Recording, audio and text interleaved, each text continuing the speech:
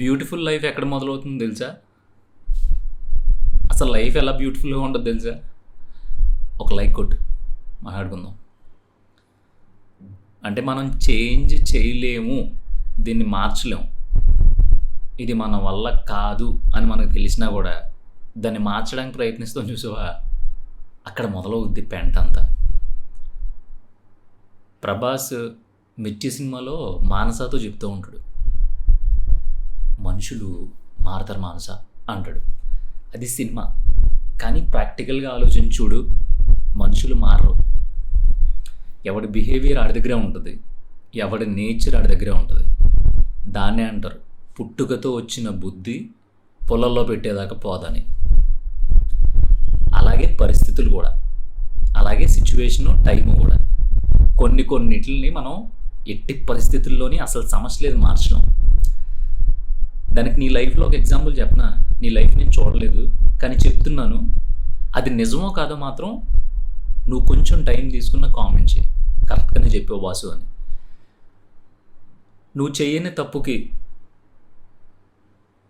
నువ్వు మొయ్యడం అవసరం లేని భారానికి, నీకు సంబంధం లేని విషయాలకి నువ్వు చాలాసార్లు జవాబు అయ్యి ఉంటావు, అంటే రెస్పాన్సిబుల్ అయ్యి ఉంటావు. అది నువ్వు చేయలేదు, కానీ నువ్వు 10 మందికి నేను చేయలేదు అని చెప్పుకోవాల్సిన పరిస్థితి వచ్చి ఉండొచ్చు. ఒక పనికి నీకు అసలు ఏ సంబంధం లేదు, కానీ దాంట్లోకి నిన్ను లాగి నిన్ను రోడ్డు మీద నిలబెట్టి ఉండొచ్చు.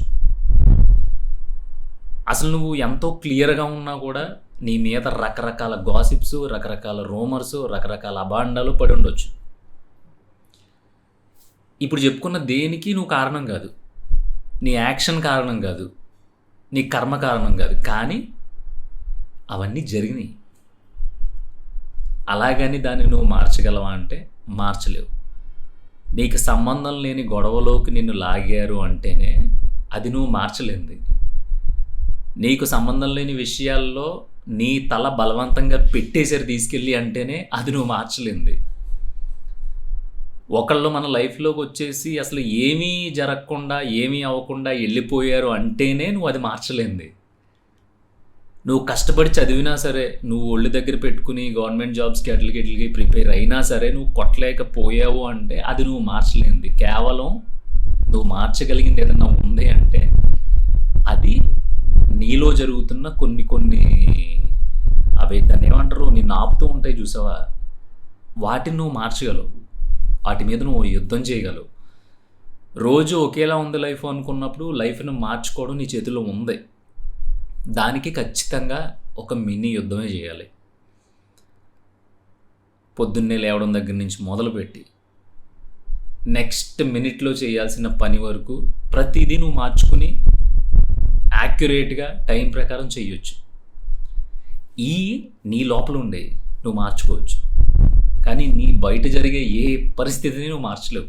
చెప్పుకున్నాం కదా, నీకు సంబంధం లేని వాటిలో నేను లాగడం, నువ్వేం చేయకుండా నిన్ను దూరం పెట్టడం, నువ్వేం చేయకుండా నిన్ను వదిలేసి వెళ్ళిపోవడం, నువ్వేం చేయకుండా రే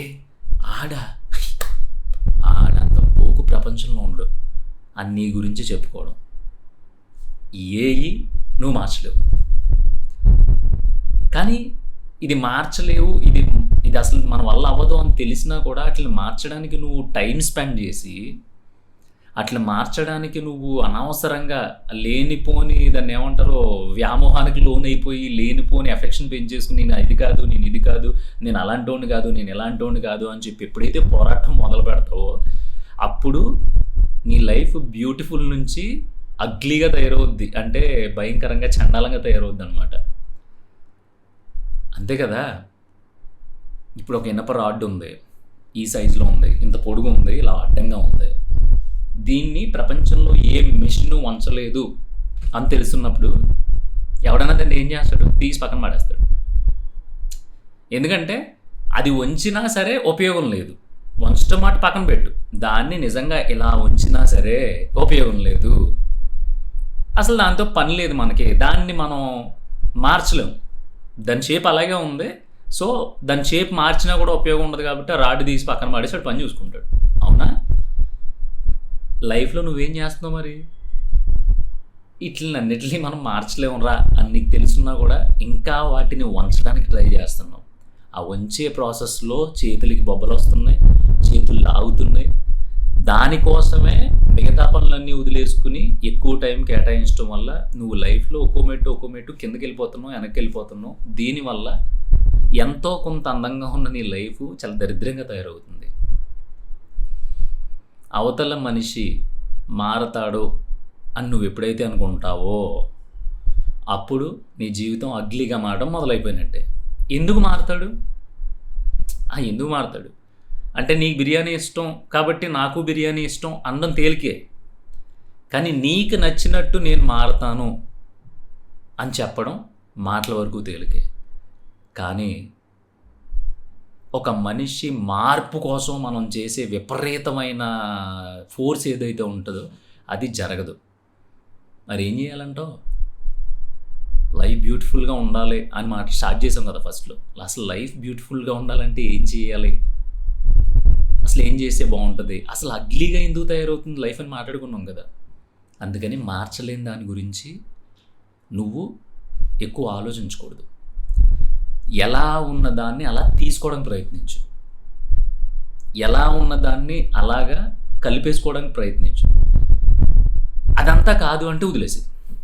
ఈ రెండే ఉంటాయి. ఈ రెండు నువ్వు ఎప్పుడైతే ఫాలో అవుతావో, ఈ రెండు ఎప్పుడైతే నీ ప్యాటర్న్కి సెట్ అవుతాయో అప్పుడు చాలా బ్యూటిఫుల్ ఉంటుంది లైఫ్.